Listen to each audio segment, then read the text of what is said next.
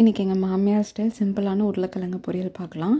அதுக்கு 2 உருளைக்கிழங்கு வந்து தோல் சீவிட்டு வெட்டி வேக வச்சுருக்கேன். அதுக்கப்புறம் ஒரு பெரிய வெங்காயம், கொஞ்சம் ஒரு 3-4 பல் பூண்டு வெட்டி வச்சுருக்கேன். எண்ணெய் காயட்டும். எண்ணெய் காஞ்சோடனே அதில் வந்துட்டு கடுகு, உளுத்தம்பருப்பு, கொஞ்சம் ஜீரகம் கொஞ்சம் போட்டு பொரிய விட்டாச்சு. எல்லாம் பொரிஞ்சதும் நம்ம வெட்டி வச்சுருக்க பூண்டு போட்டுக்கலாம். ஒரு 2-3 பல் பூண்டு போட்டிருக்கேன். அதை லைட்டாக வதங்கினோடனே நம்ம வெட்டி வச்சுருக்க வெங்காயமும் போட்டுடலாம்.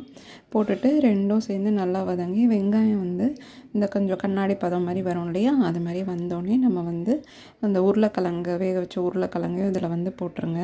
போட்டுட்டு வந்து நம்ம இந்த பொரியலுக்கு தேவையான அளவு உப்பு, அதுக்கப்புறம் வந்து காரத்துக்கு வந்து சாம்பார் தூள் தான் போடுறோம். சாம்பார் தூள் உங்கள் காரத்துக்கு ஏற்ற மாதிரி போட்டுக்கோங்க. தாளிக்கிறப்ப கருவேப்பிலை போட்டுக்கோங்க, நான் போட விட்டுட்டேன். ஸோ எல்லாத்தையும் போட்டு எல்லாத்தையும் நல்லா மிக்ஸ் பண்ணிட்டு மூடி வச்சு வேக வைங்க. அப்பப்போ நடுவில் கலந்து விட்டுக்கோங்க. சாம்பார் தூள் வாசனம் போனோடனே நம்ம இறக்கிடலாம்.